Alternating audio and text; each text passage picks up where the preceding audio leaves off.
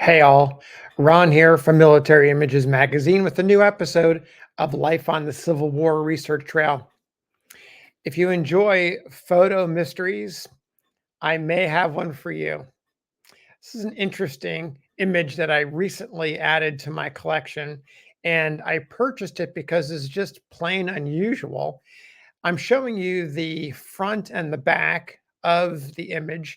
It's two images, one on either side.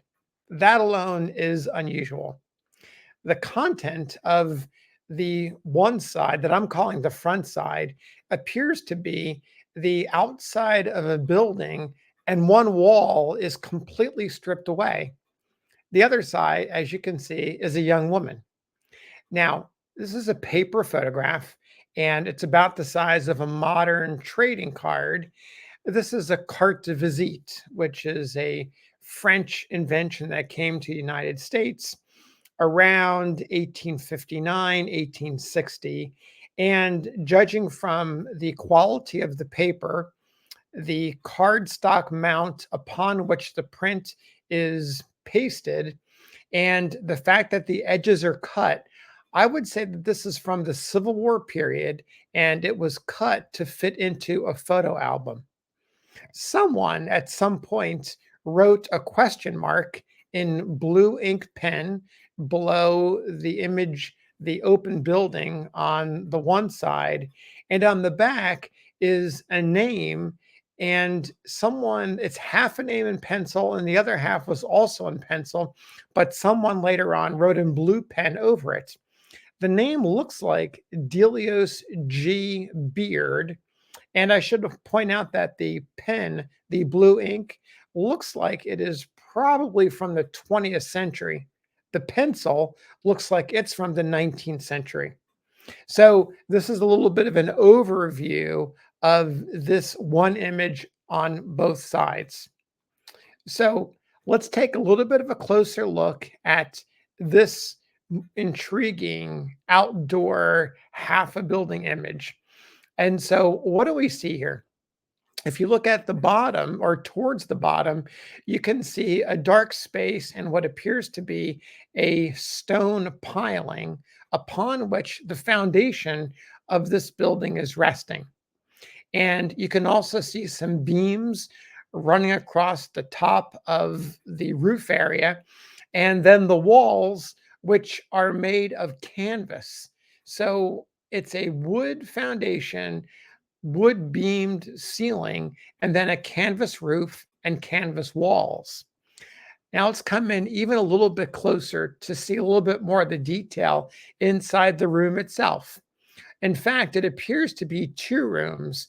The room that is closest to us, and then behind it is another room. So let's start with the room that we can see, the close up room. There is a lot of evergreen bunting that is decorating the walls in shapes that are very similar to what you would see during the Civil War period. Wreaths, stars, draping around the archways, fairly standard stuff. What is a little less standard is some large letters across the top, which appears to read MNIA, MNIA, Vincent or Vincit Amor. And then against the wall on the right side is a flag, an American flag. And by my count, it appears to be 35 stars. The 35 star flag being in use between 1863 and 1865. So that seems to mesh nicely with the dating of the photographic style and format. Now, last but not least, in the foreground is the man sitting there. He has his legs crossed. He is wearing a hat and he has a beard, no sideburns. He has a beard, and you can see some white streaks going on in that beard. So that's the foreground. In the room in the back, we see more bunting. We see an open wall, which appears to have open glass panels. And then there's a number of chairs that line one side of the wall. So that's what we see there. Now, I want to go back a little bit to go to the uh, two-sided image again, and then tell you what I started to do to try to find out more about what this image might be. The obvious place for me to begin was that phrase, assuming it was Latin, "Omnia vincit amor." I searched it, easy search online, and I used a Google translator and found out that the words were actually "Omnia vincit amor." And it's a very popular Latin expression, one of the most popular: love conquers all. So the phrase love conquers all is credited to the Roman poet Virgil. His best known work is the epic poem, the Aeneid. I dare say that most folks are familiar with it. I did a number of subsequent searches using this phrase with particular keywords like 19th century to maybe find some example connected to this photograph, but nothing turned up useful. Then I thought about the flag, that 35-star flag, and looking that up and finding that it was used between 1863 and 1865. I thought that I would do a search on newspapers.com for the phrase, the love conquers all phrase, but I used the Latin "Omnia vincit amor." And then I typed in a range, a date range from 1863 to 1865. I got, believe it or not, one hit. There was one result from the January 24th, 1865 issue of the Commercial Advertiser, which is a newspaper in Buffalo, New York. This newspaper was reproducing an article from another newspaper, the Springfield Republican, talking about an event that happened in Pittsfield, Massachusetts. And I'm not going to read you the whole story because it's rather long, but I'm going to read you the what I think are the salient points, the salient passages that help you to understand what this photograph is all about, at least what the left-hand side is all about. The title of the article is "The Silver Wedding of Mr. Robert Pomroy of Pittsfield: The Rare Features of a Rare Festival." So here we go. Pittsfield was the scene of a private festival last Monday night, so wide in its heralding, so far spread in public in its personal interests, so transcendent in its bounteous hospitality, so rare and remarkable in the range and character of the company brought together by it, so unique and impressive indeed in all its belongings that we must beg propriety's pardon and tell the world about it. It was the celebration of the 25th anniversary of the marriage of Mr. Robert Pomroy of Pittsfield, the silver wedding, and Mr. Pomroy, not to be more irreverent than townsmen and friends, Bob Pomroy. Who doesn't know him? So we're learning that Bob Pomroy is a popular guy in town in Pittsfield, Massachusetts, and he's celebrating his 25th wedding anniversary. So here's a little bit of backstory about Bob Pomroy. One of the sons of a large-hearted and large-headed manufacturer of Berkshire, the old family homestead in the center of Pittsfield Village, came to him high and broad, sanctified with famous hospitality, and he has preserved its parental character and obeyed the family injunction and dispensed a cheer and a charity more like those of old English baronial homes than anything we are accustomed to see in these days of calculating, cut and dried, French and formal, entertaining, and benevolence. In this, as in all things, however, himself is only parallel, and one can but say of his hospitality in general, and this festival in particular, it was Pomeroyan. So that's a very Victorian way of saying they had a big party. 25 years ago on Monday, on a like clear and cold and wintry day, our hero, Bob Pomroy, dashing and heroic then as now, handed his chosen love from a morning street walk in a calico dressing gown, well appointed sleigh, and leaving a bewildered sister to tell the tale, he drew not rein again until his fleet horse had reached the banks of the Hudson River. Thence the runaway pair rushed on to Schenectady, and there in safety, those not being the days of railroads or telegraphs, were joined in holy wedlock.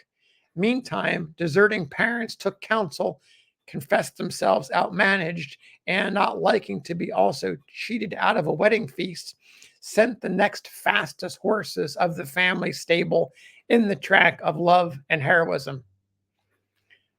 Victorian language, I'll translate for you.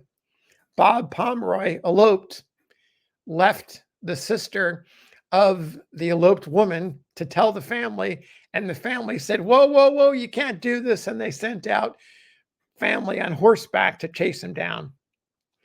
Of course, the story continues. There was no catching such a race. The messenger came at night. His knock for admittance brought denial. Translation: the horse-drawn people showed up in Schenectady. The couple was already in a hotel, and they weren't letting anyone come in. The messenger knocked again and said, but I bear letters and messages from parents.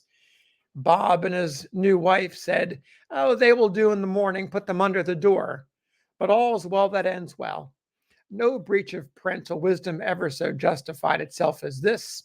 The homestead is the abode of peace and plenty, beauty of person and character. Daughters rise up to call them blessed, to make them blessed, and to vie with maternal beauty, itself rarest of all. And now, 25 years after marriage, comes the long postponed wedding. So, translation, because no one got to go to the first wedding except for Bob and his wife. And by the way, up to this time, we haven't mentioned his wife. We'll find out about her in a little bit. They are weddings 25 times multiplied now, wide and prosperous business relations, wide and more prosperous personal friendships brought from near and far, such a company of ladies and gentlemen as no private bidding ever gathered before in all this region. So the big party begins. The assembled guests were not fewer than 500, while twice that number were bidden. Generous, gorgeous was the reception. They're describing the reception now. Helms Muller's famous German band from New York was brought on for music. Here's where we get to the photograph. A large addition was made to the spacious house for a dancing hall and supper room. That's 2 rooms, a dancing hall and a supper room. I believe the dancing room is the room in the foreground, and the supper hall is in the background with all the chairs. The parlors and the ballroom were brilliantly lighted and appropriately decorated. Now, here we get to a description of the room in the foreground. At one end of the latter room, the dance hall, was the motto, OMNIA VINCIT AMOR. So there we have it, the big letters on the back of the wall that we're looking at. And the other, the side we don't see, it says, our country forever. A little bit of a nod to the times. Remember, we're coming up on the end of the Civil War. It's January 1865. And in the middle of this wedding anniversary, this festival of love, love conquers all, we're still 2 months away from Appomattox. Monograms and festoons of evergreens lined the side walls. Again, a perfect description of what we see in the photograph. The supper tables, which we don't see because I think the photograph was taken before the event, or possibly after. The supper tables groaned and gloried with every substantial and every delicacy that could satisfy appetite or tickle palate. They combined all English appreciation for the stomach, French ministering to delicate tastes, and large-hearted American bounty have compounded or could create.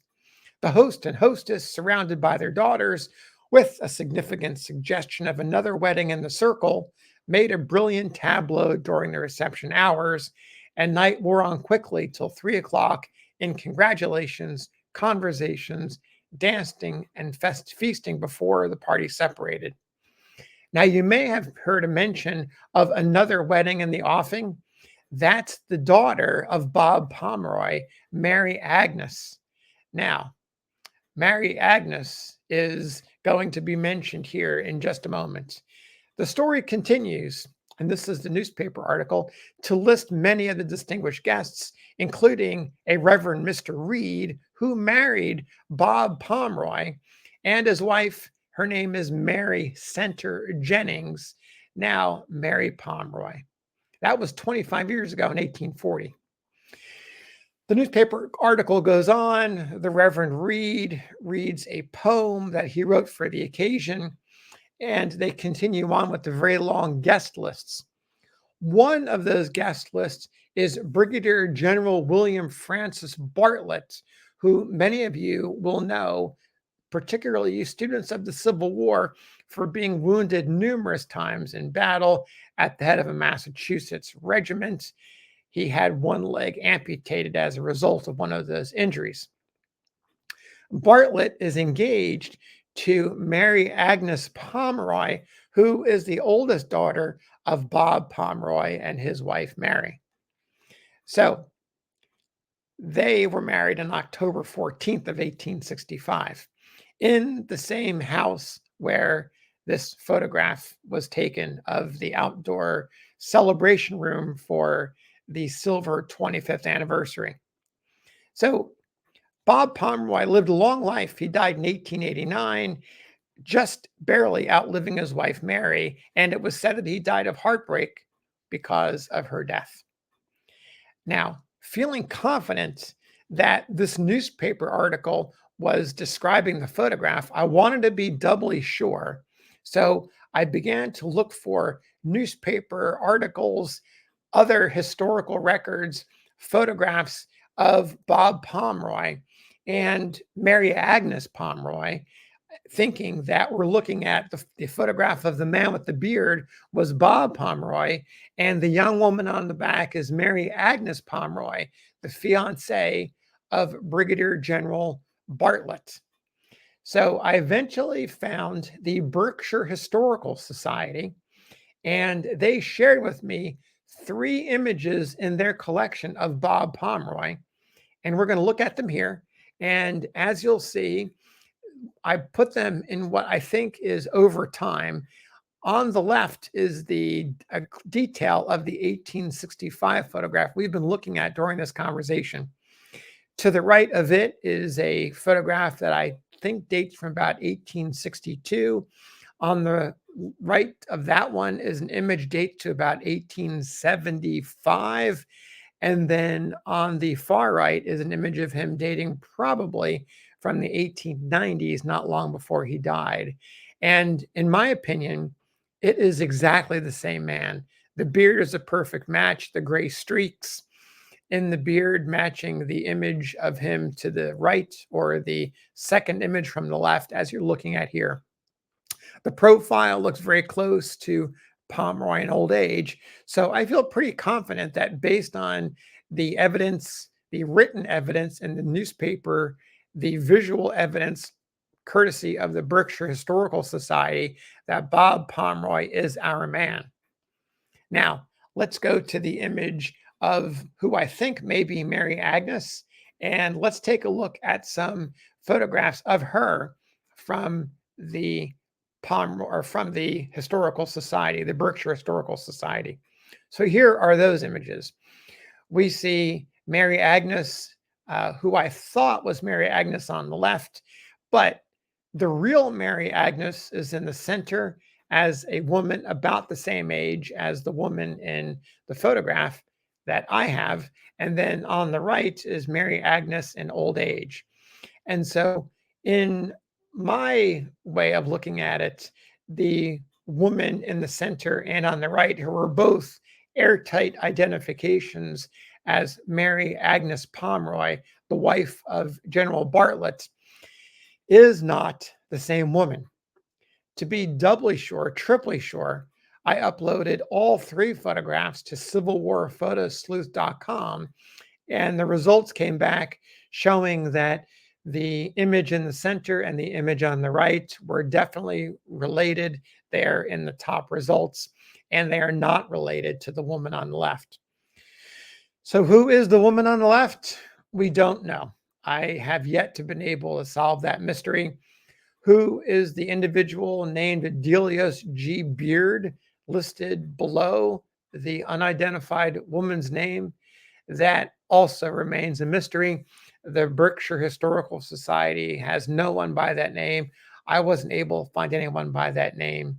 But the question mark below the half an outdoor building, we can say with a high degree of certainty that this is Bob Pomroy's 25th wedding anniversary to his wife, Mary.